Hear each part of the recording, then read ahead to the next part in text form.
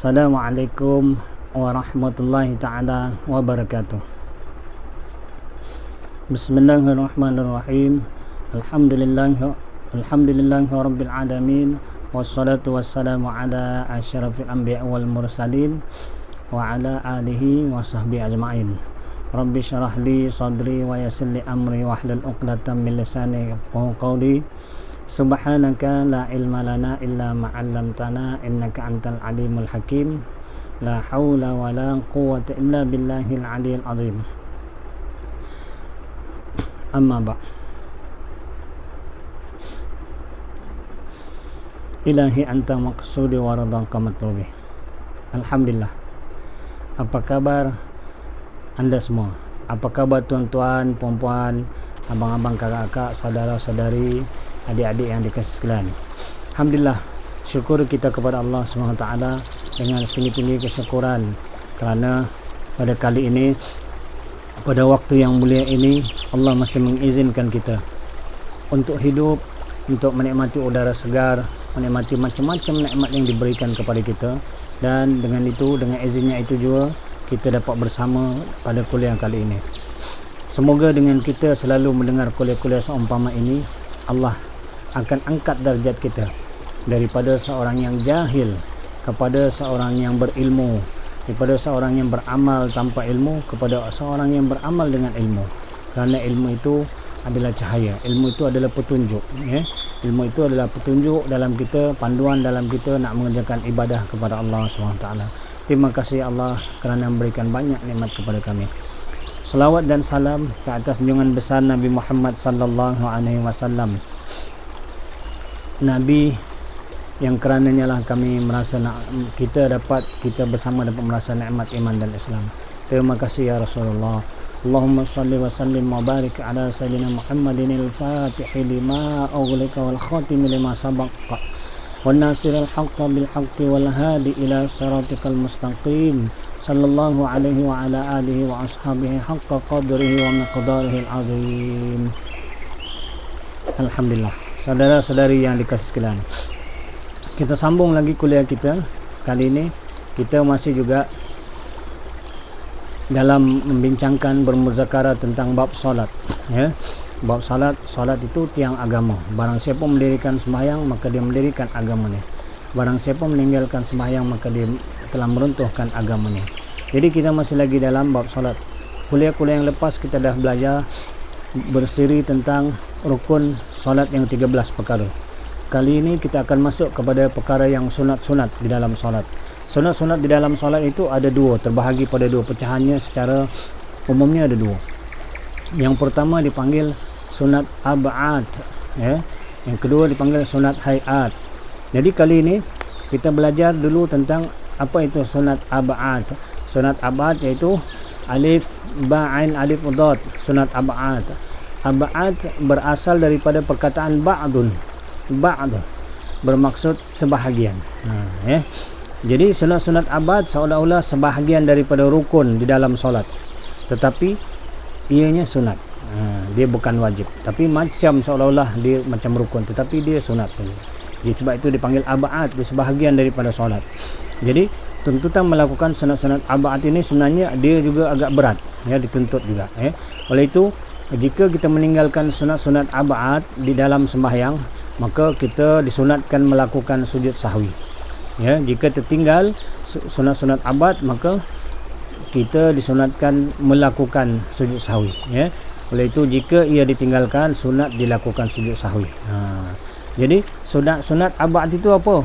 Sunat abad itu ialah sunat yang apabila ditinggalkan ditampung dengan sujud sahwi, sama ada sembahyang itu sembahyang fardu yang wajib ataupun sembahyang itu sembahyang sunat, solat sunat, ya. Jadi mengikut ilmu fiqh dalam kitab mazhab Asy-Syafi'iyah, sunat-sunat abad itu dalam solat terbahagi kepada 7 perkara. Ada setengah ulama kata 8. Kita ambil yang 7 kerana 7 itu pun sudah ada juga termasuk yang ke-8 itu. Nanti kita hurai pelan-pelan, ya. Jadi saya ambil dalam kitab rujukan saya Muniyatul Musalli daripada Syekh Daud Fatani yang mengatakan 7 perkara sunat-sunat abad itu. Ini berdasarkan dengan apa yang telah disebutkan oleh Imam Asy-Syafi'i ataupun oleh mazhab Asy-Syafi'iyah, ya.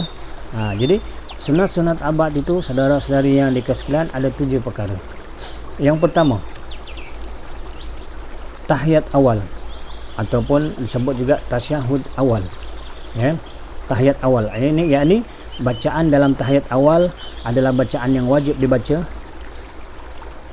pada tahiyat akhir, tetapi tahiyat awal dia jadi sunat abad, ya. Faham? Sunat tahiyat awal hukumnya sunat abad, tetapi bacaan yang sama di tahiyat awal itu kalau dia disebut di tahiyat akhir, maka dia jadi wajib, maka dia jadi rukun. Itu yang pertama, tahiyat awal, ya, membaca tahiyat awal, ya. Yang pertama itu membaca tahiyat awal ataupun tasyahud awal. Yang kedua, duduk untuk tahiyat awal, duduk untuk tasyahud awal. Duduk untuk membaca tahiyat awal itu adalah sunat abad yang kedua. Yang ketiga, membaca kunut. Membaca kunut, iaitu biasanya baca kunut ini dalam solat subuh.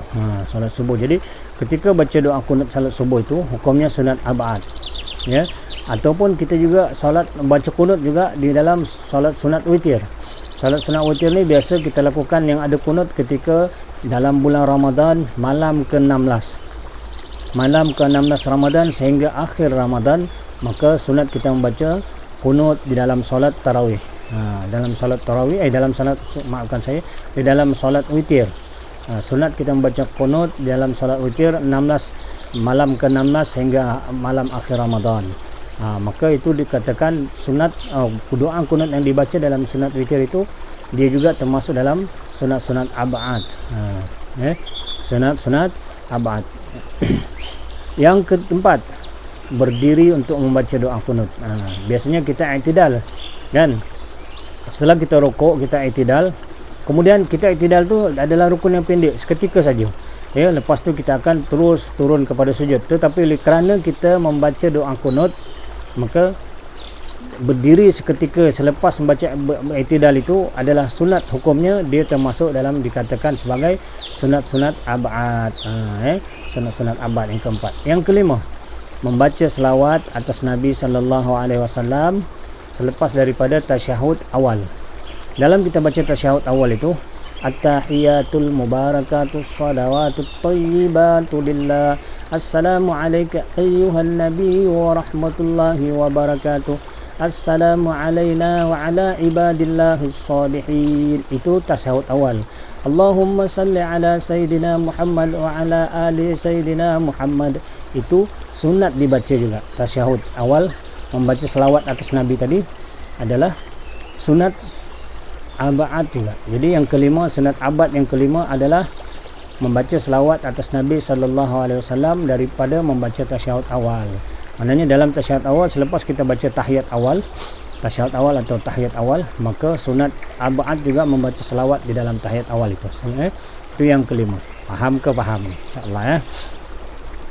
Yang keenam, membaca selawat dan salam ke atas Nabi sallallahu alaihi wasallam dan keluarganya. Keluarga sallallahu alaihi wasallam serta sahabat baginda dalam doa kunut. Dalam doa kunut kita ada juga membaca untuk keluarganya, untuk Rasulullah SAW dan untuk keluarganya dan untuk sahabat-sahabatnya. Jadi di hujung doa kunut itu, kalau kita baca selawat itu juga dipanggil sunat abad.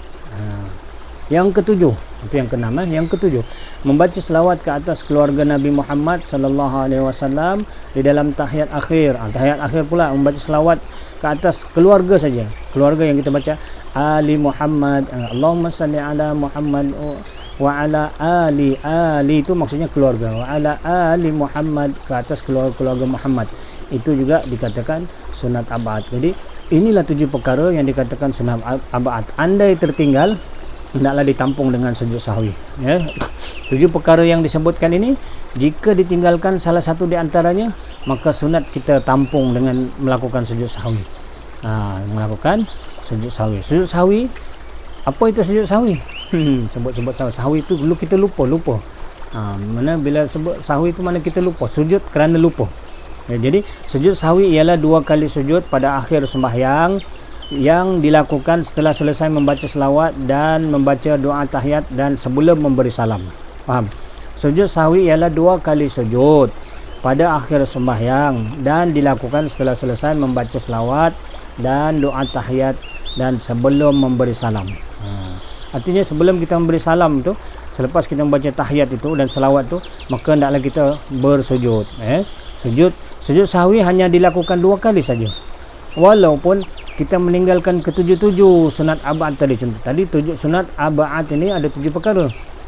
Katalah kita lupa salah satu, kita lupa satu, tetap juga 2 kali sujud sahwi. Kalau kita lupa 2 sunat abad, tetap juga 2 kali sujud sahwi. Kita lupa 3, tetap juga 2 kali sujud sahwi. Kalau lupa ketujuh sunat abad yang kita sebut tadi, sama juga, tetap juga sujud sahwi dilakukan sebanyak 2 kali. Sebanyak 2 kali. Jadi untuk melakukan sujud sahwi, kita tak boleh sebelum bersalam kita main sujud saja, tak boleh. Kita mesti berniat nak sujud sahwi kerana kita meninggalkan sunat-sunat abad tadi. Jadi untuk melakukan sujud sahwi wajib kita berniat. Tempat niatnya ialah sebelum, ketika maknanya masa berniatnya ialah sebelum kita memberi salam dan setelah selesai kita membaca tahiyat dan selawat ke atas Nabi tadi di dalam tahiyat akhir. Selepas baca tahiyat dan selawat, maka sebelum memberi salam itu kita hendaklah bersujud. Jadi bagaimana kaifiatnya? Kaifiatnya sama macam kita bersujud macam biasa. Rukun sujud itu, anggota-anggota sujud itu yang kita dah belajar sebelum ni, rujuk kuliah-kuliah yang lepas, sama saja kaifiatnya. Ini cara sujudnya, cara sujud sahwi itu sama seperti sujud-sujud yang biasa kita lakukan dalam solat, daripada syarat-syarat dan sunat-sunatnya sama. Jadi sujud sahwi sunat dilakukan sebelum memberi salam. Sunat dilakukan sujud sahwi sebelum memberi salam. Kemudian bacaan semasa sujud sahwi ialah Bismillahirrahmanirrahim. Subhana man la yanamu wa la yashu. Subhana man la yanamu wa la yashu. Subhana man la yanamu wa la yashu. Baca 3 kali. Maksudnya, Maha suci Allah yang tidak pernah tidur dan tidak pernah lupa. Itu mana Allah tak pernah tidur dan lupa. Kita saja ni manusia yang pernah biasa lupa. Jadi itu sujud sahwi. Jadi kenapa sekarang saya terangkan pula apa sebab-sebab kita kena sujud sahwi. Tadi kalau tertinggal 7 perkara tu kita kena sujud sahwi sunat abad, tapi sebab-sebab sujud sahwi lupa tu ada 4 perkara. Sebab-sebab lupa. Sebab-sebab sujud sahwi ada 4 perkara pula. Yang pertama, meninggalkan sebahagian daripada sunat-sunat abad. Mana sebahagian? 7 perkara tadi ada sebahagian kita tinggalkan. Meninggalkan sebahagian daripada sunat-sunat abad dalam sembahyang, dalam solat, atau sebahagian daripada bahagian sunat-sunat tersebut. Sebahagian daripada sunat-sunat abad tersebut kita tinggalkan. Contohnya, ketika kita membaca kunut, kita tidak membaca doa kunut pada solat subuh. Waktu solat subuh langsung kita lupakan sekali semua. Lepas kita i'tidal, kita terus saja sujud, kan? Sami Allahu liman hamidah. Kita tak berdiri seketika membaca doa kunut, kita terus saja. Ini waktu solat subuh. Kita terus saja sujud. Allahu Akbar. Kita tinggalkan doa kunut di rakaat kedua. Maka ketika kita tinggal itu, maka dekat situlah kita sunat sujud sahwi sebelum memberi salam. Ataupun kita tidak membaca mana-mana perkataan dalam rangkaian doa kunut.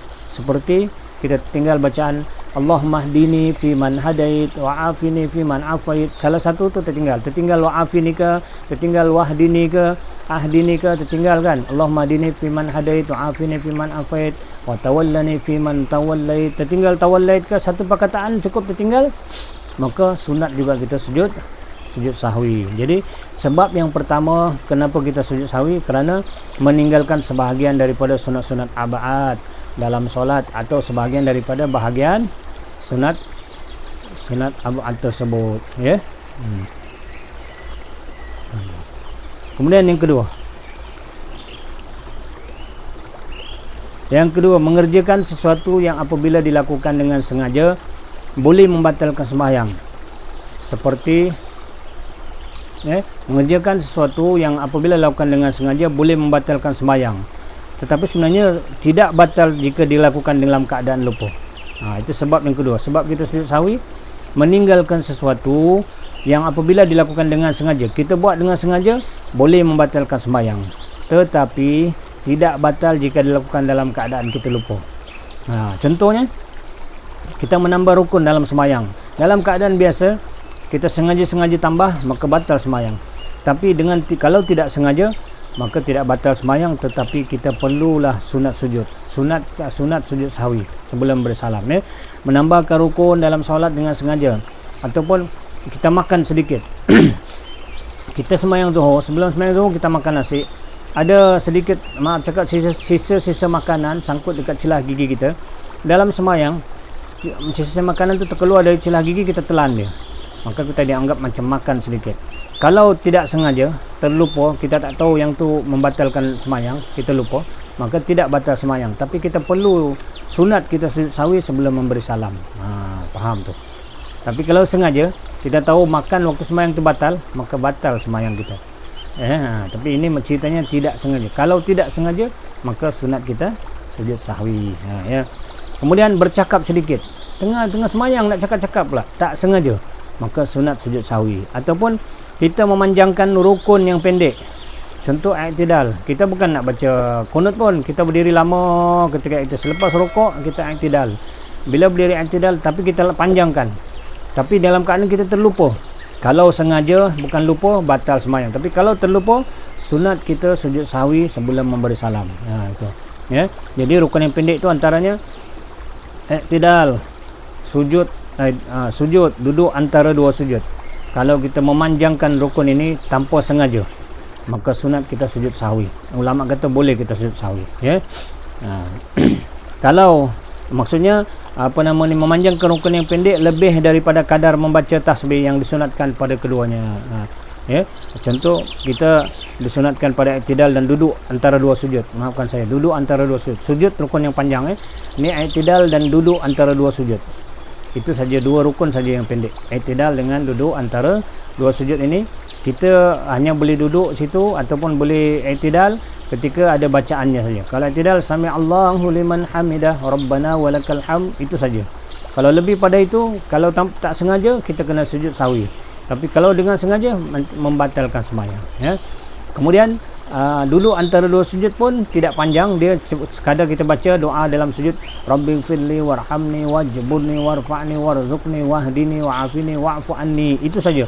Kalau panjang dari itu lagi, kalau tak sengaja, maka sunat kita sujud sahwi sebelum memberi salam. Tapi kalau dengan sengaja, maka batal sembahyang kita, ya. Jadi itu sebab yang kedua. Sebab yang kedua kenapa kita sujud sahwi ialah mengerjakan sesuatu yang apabila dilakukan dengan sengaja boleh membatalkan solat, tetapi tidak batal jika dilakukan dalam keadaan kita terlupa. Ya, itu. Yang ketiga, memindahkan rukun qauli bukan pada tempatnya. Maksudnya memindahkan rukun qauli bukan pada tempatnya. Rukun qauli ini rukun bacaan, perkataan. Ya, contoh membaca Fatihah ketika duduk tahiyat akhir. Tiba-tiba tengah duduk tahiyat dia baca Fatihah pula. Dia terlupa. Dia sedap je dia dengan duduk tahiyat akhir, dia pun bismillahirrahmanirrahim alhamdulillahirabbil alamin. Sepatutnya dia baca at-tahiyatul mubarakatus shalawatut thayyibatu lillah. Tapi tiba-tiba dia baca alhamdulillahirabbil alamin arrahmanirrahim. Lupa. Tengah lupa salah baca.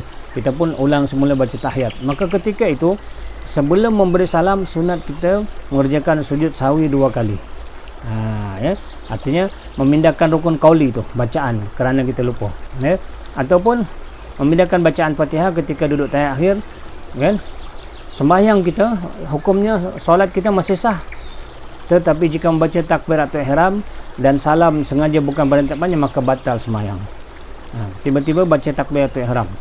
Takbiratul ihram hanya dibuat ketika kita mula-mula berdiri dulu. Mana rukun yang ketiga, niat diri betul dan mengangkat takbiratul ihram. Itu. Ya, tapi tiba-tiba kita niat mengangkat takbiratul ihram ketika tahiyat, maka batal sembahyang, ya. Batal sembahyang. Ataupun tiba-tiba kita memberi salam ketika kita sedang berdiri, assalamualaikum warahmatullahi, itu tak boleh. Ya, jika membaca takbiratul ihram dan salam sengaja bukan pada tempatnya, maka batal sembahyang. Kita sengaja nak takbiratul ihram bukan pada tempatnya, kita sengaja memberi salam bukan pada tempatnya, batallah sembahyang kita. Jadi sebab yang ketiga kenapa kita kena sujud sahwi ialah kerana memindahkan rukun qauli bukan pada tempatnya. Bukan saja sekadar meninggalkan sunat-sunat ab'ad. Kalau kita meninggalkan rukun qauli, bacaan bukan pada tempatnya, tak sengaja, cerita di sini tak sengaja, maka sunat juga kita sujud sahwi 2 kali. Ini cerita. Yang itu yang sebab-sebab sujud sahwi yang ketiga. Yang keempat, sebab-sebab sujud sahwi yang keempat adalah melakukan rukun fi'li dengan sangkaan menambahnya. Ini makna rukun fi'li apa dia? Rukun perbuatan. Melakukan rukun fi'li, rukun perbuatan dengan sangkaan menambahnya. Contohnya, seseorang yang solat dan ragu apakah dia meninggalkan rukuk dan sujud. Dalam keadaan seperti ini, dia wajib melakukan rukuk dan sujud. Contohnya dia ni, seorang tu solat dan ragu, aku ni dah rukuk ke belum? Aku dah sujud ke belum? Dalam keadaan ni, dia wajib kena rukuk dan wajib kena sujud. Kalau dia sangka-sangka tu kan, aku dah rukuk belum? Dia tak pasti. Sebenarnya dia dah buat dah contoh. Tetapi dia tak pasti pula. Dia ragu-ragu. Tadi aku dah rukuk belum? Akhirnya tertambahlah rukuk itu. Kalau dia dah sujud dah. Maka bila tertambah rukuk itu, tanpa disangka dia belum buat lagi. Maka dia kena sujud sahwi. Ataupun dia syak pada bilangan rakaat. Aku tadi 3 ke 4? Ini last kot, rakaat keempat ke ketiga ni yang last ni. Dia ragu-ragu, hanya ditambah lagi satu, rakaat jadi 5. Rakaat jadi 5 kerana dia ragu-ragu. Maka yang ni pun dia boleh sujud sahwi. Sujud sahwi. Kemudian ataupun dia syak sama ada sudah melakukan sunat abad atau belum. Dia syak, aku dah buat sunat abad, aku dah buat ke belum? Maka dia kena sujud sahwi juga sebelum bersalam. Itu dia. Jadi kemudian macam mana pula keadaan makmum? Makmum ni kadang-kadang yang salah tu imam, tapi bagi makmum dia wajib mengikut imam. Syarat berjemaah kita wajib mengikut imam. Tapi bagi makmum pula sunat bagi makmum sujud sahwi kerana mengikut imam. Meninggalkan sesuatu daripada sunat abad ataupun imam melakukan sesuatu yang disunatkan sujud sahwi. Contoh, imam tiba-tiba tak baca kunut dalam solat subuh. Kita makmum, maka imam terus saja sujud. Dia di akhir sebelum beri salam imam sujud sahwi. Maka makmum kena ikut. Kita kena ikut sujud sunat juga, kita ikut imam sujud sahwi. Tapi dalam syarat berjemaah, syarat qudwah dipanggil mengikut, wajib mengikut imam dalam sujud sahwi imam. Maksudnya makmum tadi wajib ikut. Walaupun kesalahan yang dibuat itu oleh imam. Makmum tak buat salah pun. Imam yang salah. Makmum wajib ikut. Jadi makmum wajib sujud sahwi jika imam sujud sahwi. Walaupun kesalahan untuk sujud sahwi itu bukan dilakukan oleh makmum. Faham ya? Makmum wajib sujud sahwi jika imam sujud sahwi, walaupun kesalahan untuk sujud sahwi itu bukan dilakukan oleh makmum. Jika makmum tak mau sujud sahwi bersama imam, batal sembahyang makmum. Ini kerana makmum wajib mengikut imam. Kena ingat tu. Ini dikatakan oleh dalam kitab kitab Ghayatul Bayan pun ada sebut, dalam Syarah Az-Zubat oleh Ibn Ruslan dan oleh Imam Ramli pun ada disebut. Maknanya jika makmum tidak mahu sujud mengikut imam, batal solat makmum. Kena ingat tu. Ada kadang-kadang makmum dia degil, apa sahwi pula, aku okey je. Tak, kita dalam keadaan berjemaah wajib kita mengikut imam. Itu nama dipanggil syarat-syarat qudwah. Tu.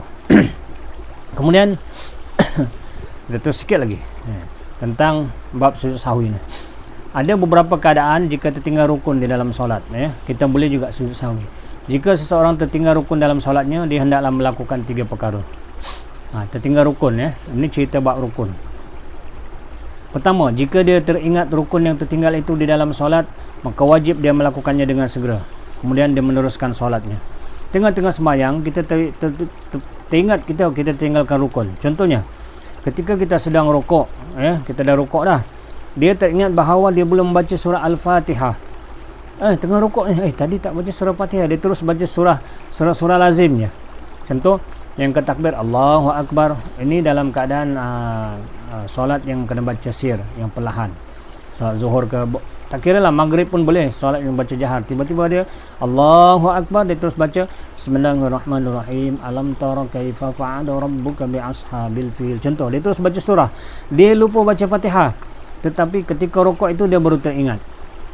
Dia teringat bahawa dia belum membaca surah Al-Fatihah.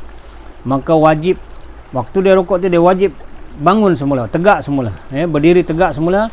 Maka wajib dia dengan segera bangun, berdiri betul dan baca surah Al-Fatihah. Dia tengah rukuk tadi, aku belum baca Fatihah, dia kena berdiri tegak semula.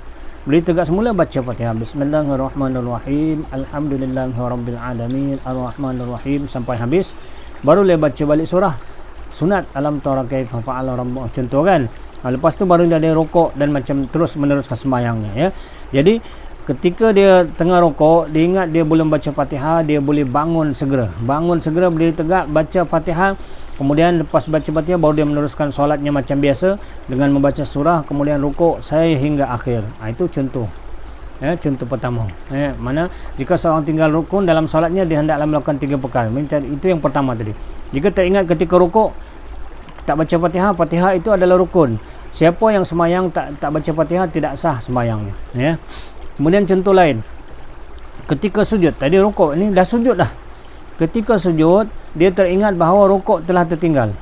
Lepas dia baca Fatihah, dia tak rukuk, dia terus Allahu Akbar, sujud terus. Dia tak ada rukuk, tak ada i'tidal. Okey. Jadi rukuk itu rukun.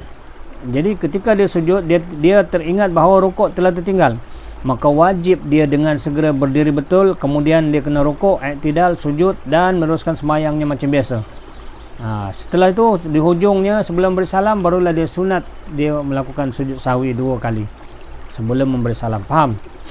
Tengah sujud, kalau ingat dia belum rukuk, dia terus cepat-cepat balik berdiri semula. Berdiri tegak, dia kena rukuk semula, kena baca doa dalam rukuk tu, subhana rabbiyal azim wa bihamdi, subhana rabbiyal azim wa bihamdi kan. Baca tu, selepas tu dia i'tidal, lepas tu terus dia sujud meneruskan sembahyang macam biasa. Itu keadaan contoh yang lain.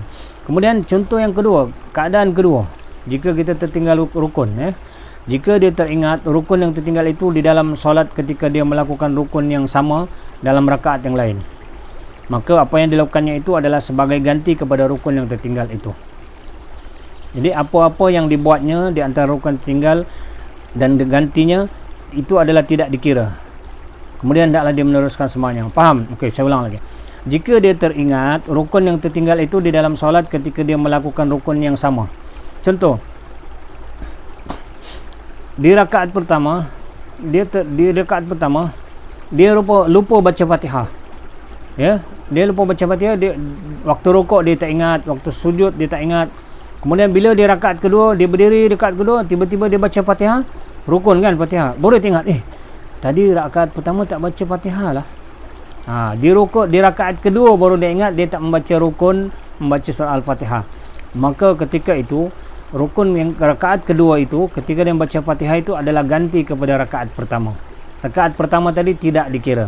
Sembahyangnya masih sah, tapi maksudnya di rakaat kedua itu dah jadi rakaat pertama. Faham? Okey, saya ulang. Ketika dia baca surah Al-Fatihah, Fatihah rukun dalam rakaat kedua, dia teringat bahawa surah Al-Fatihah belum dibaca dalam rakaat pertama. Padahal Fatihah itu rukun. Maknanya dia telah tertinggal Fatihah di rakaat pertama. Tertinggal. Maka dengan sendirinya Al-Fatihah dalam rakaat kedua itu menjadi ganti kepada Al-Fatihah di dalam rakaat pertama. Rakaat kedua itu dengan sendirinya menjadi rakaat pertama. Jadi sunat dia sujud sahwi nanti sebelum memberi salam. Artinya dia kena tambah lagi 1 rakaat. Kalau dia sembahyang 4 rakaat, rakaat pertama tertolak sebab rakaat kedua menjadi rakaat pertama, maka dia buat seterusnya sembahyang dia seolah-olah dia macam tambah satu lagi rakaat. Sebenarnya tidak, sebab rakaat pertama tertolak. Faham ke faham? Tak faham, ulang lagi. Itu keadaan yang kedua kalau jika tertinggal rukun di dalam solat. Dan dalam keadaan seperti ini, dia sunat sujud sahwi. Sunat dia sujud sahwi sebab dia lupa rukun tadi, tapi dia dah ganti dengan rakaat kedua tadi, maka dia akan teruskan rakaat kedua jadi 1, 2, 3, rakaat kedua menjadi rakaat pertama, maka dia akan buat dari mula seolah-olah dia buat dari mula. Di hujung sebelum memberi salam, hendaklah dia sujud sahwi 2 kali. Kemudian keadaan yang ketiga bila tertinggal rukun. Bagaimana keadaan yang ketiga bila tertinggal rukun? Bila tertinggal rukun, keadaan yang ketiga, jika dia teringat rukun yang tertinggal itu selepas memberi salam. Ini dah bagi salam dah bagi Assalamualaikum warahmatullahi, Assalamualaikum warahmatullahi, dah bagi salam dah. Dan masanya belum lama. Masanya belum lama mengikut kebiasaan. Selepas dia bagi salam, Assalamualaikum warahmatullahi, dah habis, baru dia teringat. maka wajib dia kembali masuk ke dalam solat, melakukan rukun yang tertinggal itu dalam menyempurnakan solatnya. Bila teringat terus dia balik semula, Allahu Akbar, dia kena angkat takbir semula. Selepas salam dia baru teringat, ni saya ulang lagi contoh dia. Selepas salam dia teringat yang dia belum lagi membaca surah Fatihah. Belum baca surah Fatihah dalam rakaat ketiga. Oleh itu wajib dia berdiri semula, membaca Al-Fatihah dan meneruskan sembahyangnya. Walaupun dia dah salam dah, tapi dalam keadaan tidak lama ya. Ini ulama kata boleh. Contoh dia bagi salam, Assalamualaikum warahmatullahi. Assalamualaikum warahmatullahi. Tengah dia biasa dia buat Astaghfirullahalazim, Astaghfirullahalazim. Dia tengok rakaat ketiga aku tak baca Fatihah. Dia terus bangun, Allahu Akbar, dan dia terus baca Fatihah rakaat ketiga dan terus meneruskan sembahyangnya sampai rakaat keempat juga. Macam tu ya. Faham lah ya. Jadi membaca dia, oleh itu wajib dia berdiri semula membaca Al-Fatihah dan meneruskan sembahyangnya. Rakaat yang dia berdiri itu dikira rakaat ketiga. Kita tadi bagi Assalamualaikum warahmatullahi, Assalamualaikum warahmatullahi, baru kita ingat tadi aku belum baca Fatihah rakaat ketiga. Kita terus Allahu Akbar. Waktu Allah Akbar tu rakaat tu dianggap sebagai rakaat ketiga. Rakaat keempat yang dia telah lakukan dengan sendirinya tidak dikira. Rakaat keempat yang awal tadi dengan sendiri tak dikira, makna dia berdiri tu rakaat ketiga tambah lagi satu rakaat keempat. Jadi dia akan meneruskan solatnya sehingga salam, dan sunat dia sujud sahwi. Sunat dia sujud sahwi sebelum memberi salam. Ini ada ditulis dalam kitab Zainutul Talib ya, karangan Mufti Brunei ni ya. Jadi ada satu sejarah apa yang dikatakan, maksudnya nanti Ustaz macam mana kata yang belum lama tu, sebelum lama dia Assalamualaikum warahmatullahi, Assalamualaikum warahmatullahi, belum lama. Sebenarnya ini mengikut kebiasaan. Masa yang belum lama itu mengikut kebiasaan, iaitu sekejap saja atau tidak lama selepas salam. Ada kaul, ada pendapat mengatakan ukuran lamanya mengikut satu kisah dipanggil Zul Yadain. Kisah Zul Yadain. Jika terlalu lama maka wajib dia solat semula daripada mula. Kalau terlalu lama berhenti selepas bagi salam tadi, kita kena ulang balik sembahyang. Kita dah lama dah, kita dah siap duduk minum, dah borak dah, baru kita tengok tadi aku sembahyang asar rakaat ketiga aku tak baca Fatihah lah, kita ingat kita kena patah balik sembahyang semula. Itu lama. Tapi kalau sekadar kisah macam itu, ada satu riwayat yang kisah yang disampaikan oleh Sayyidina Abu Hurairah radhiyallahu anhu. Dia berkata, suatu ketika Rasulullah SAW salat waktu petang bersama kami, iaitu salat zuhur dan asar ataupun asar kata dia. Jadi bila salat zuhur dan asar tu, ketika bersalat tu ramai para sahabat kan. Selepas salat itu Rasulullah SAW hanya melakukan salat itu 2 rakaat. Salat zuhur atau asar kata Sayyidina Abu Hurairah. Selepas itu memberi salam, Rasulullah berdoa dan Rasulullah terus berdiri pergi ke sebatang pohon, memegang batang pohon itu dan berdiri di situ. Para sahabat semua keheranan dan ada yang berkata, solat telah dipendekkan. Solat telah dipendekkan. Sayyidina Abu Bakar, Sayyidina Umar pun ada ketika itu, tapi mereka takut nak bertanya kepada Rasulullah, segan nak tanya Rasulullah. Akhirnya ada seorang sahabat digelar Zulyadain. Kenapa dia digelar Zulyadain? Kerana tangannya panjang ya. Maka dia pun terus bertanya kepada Rasulullah, ya Rasulullah, adakah sembahyang telah dipendekkan? Dia beranikan diri tanya Rasulullah pun memandang dia, tidak, aku tidak memendekkan sembahyang, kata Rasul.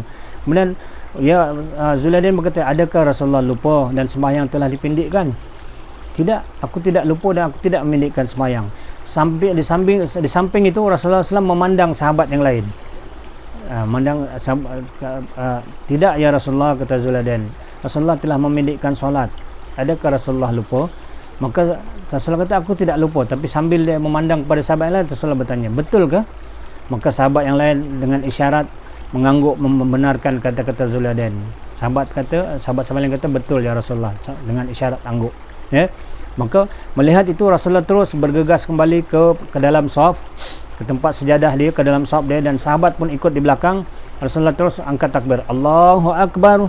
Rasulullah terus angkat takbir, Allahu Akbar, kembali meneruskan lagi 2 rakaat sembahyang. Jadi berdasarkan kisah inilah kadar lamanya. Selepas kita ambil salam, Assalamualaikum warahmatullahi, Assalamualaikum warahmatullahi, baru kita ingat, oh aku tertinggal rukun, aku tak baca Fatihah.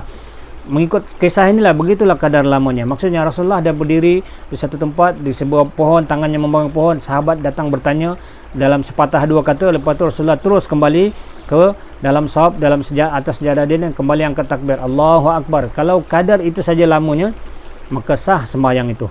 Maknanya kisah ini Rasulullah tertinggal 2 rakaat, kerana 2 rakaat saja Rasulullah memberi salam. Maka Rasulullah bangun lagi, terus dikira rakaat yang ketiga, kemudian rakaat keempat barulah Rasulullah SAW sujud sahwi. Lepas tu baru memberi salam. Maka inilah yang dikatakan, selepas kita memberi salam baru kita teringat bahawa kita tidak melakukan rukun dalam keadaan yang tidak lama, keadaan biasa yang tidak terlalu lama, maka boleh kita meneruskan kembali sembahyang itu. Begitu ulama kata. Jadi itu saja pembincangan kita tentang sunat-sunat abad dan kaifiat sujud sahwi. Semoga kita jelas ya. Sujud sahwi dilakukan kita bersujud sahwi hendaklah berniat sebelum memberi salam, selepas membaca tahiyat akhir dan selawat, hendaklah kita berniat kita melakukan sujud sahwi kerana kita terlupa sunat-sunat abad atau terlupa rukun-rukun yang disebutkan tadi itu ya. Maka kita hendaklah berniat kaifiat dia, kita niat dalam hati aku nak sujud sahwi kerana aku tadi terlupa rakaat ataupun sebagainya ya, terlupa sunat-sunat abad. Maka bila kita dah sujud sahwi hendaklah dilakukan 2 kali sebelum beri salam ya.